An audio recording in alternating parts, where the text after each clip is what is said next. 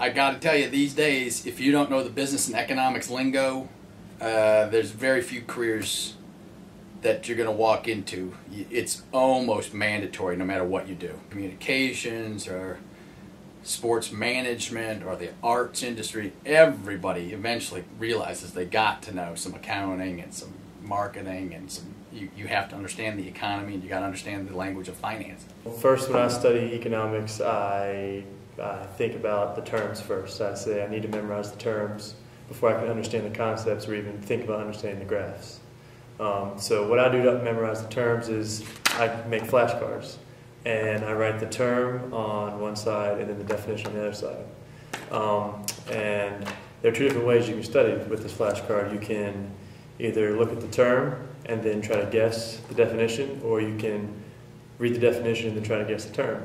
I've found that reading the definition first, trying to guess the term is more, it's kind of easier to start out with, and then once you kind of learn the definition, then you can, for example, this is supply. So I read supply, I think in my head, I don't know it, so I see the definition.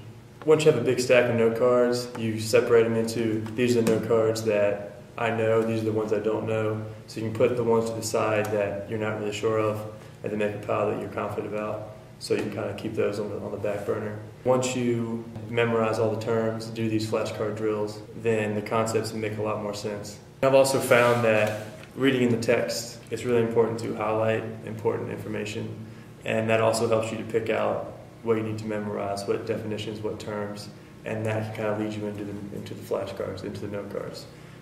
So yeah, all the professors say, read the chapters. You really do need to read the chapters and pick out the important points. I never like trying to remember the 10. I mean, what is the definition or something like that. I never try to remember that, but I try to read as much as I can, but I think I don't remember, but like I know the general concept of it, so like it makes me easier. I think in economics, the most important thing is not to remember the definition, is to remember the concept, yeah, because they have a lot of theory, so you need to remember the concept. Otherwise, like if you don't know the concept, you are messed up already.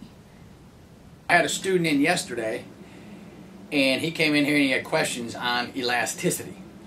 And he had done what most students do, and he sat down and wrote down the math problem and thought, if I can solve this hard math problem, then I'm ready for the exam. So he came in and he had, most of the math was right, but I said, can you tell me why you're doing that and what it means in words? And I got a blank. No, couldn't do it. And so that's kind of lesson number one. You got to first know what it is you're doing, because the same exact math problem won't show up in your notes and then on the exam. So if you don't know the ideas and the terms ahead of time, you won't be able to go into the exam and do well on it. So the first thing to know is just get the story in your head. Whatever economic unit you're on, get the terms and the story so it makes sense to you. And you realize, why is this important? Everything we do, we only pay attention to the things that matter in the real world, because there's tons we can pick from. So get the story down, number one, and then do the math and see if you can explain to your study group how the math lines up with the story. And then when you get an answer, say it's 3. What is 3? Right? What is 3? Right? It's the answer, but what is it? Usually in economic problems, there's a story, and then there's a table in McConlin Brew for micro and macro. There's a table sitting there that's got data in it. And then right next to that table with the data, there's a graph based on that exact data.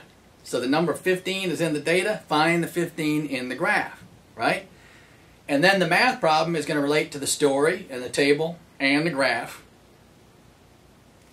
And you've got to put it all together. And so if you can whip it all together and understand every single piece of it, then you're ready to move on. But if you don't have all of that mastered, you're not done. And that's just the study part, right? And then after you're done studying it and the light bulb goes off and you do it, then you need to shut the book, open up a clean piece of paper, and start from scratch at the top of the paper and see, can I go all the way down and write some of the data? Can I draw the graph, label the axes properly, work the little math problem, do the fractions, calculate an elasticity or whatever the problem is, and then explain that to my study group. And if you can do it, that's hard, right? That's why economics is the first course you have is not easy. Because you do have to do all of those pieces in order to get the problem. But on the other hand, if you get the story, it will make it much easier. And you'll say, oh, I know what I got to do to solve this because it's common sense. You'll know, hey, in the real world, I got to figure out this for a reason. And that'll help you to learn it and to remember it.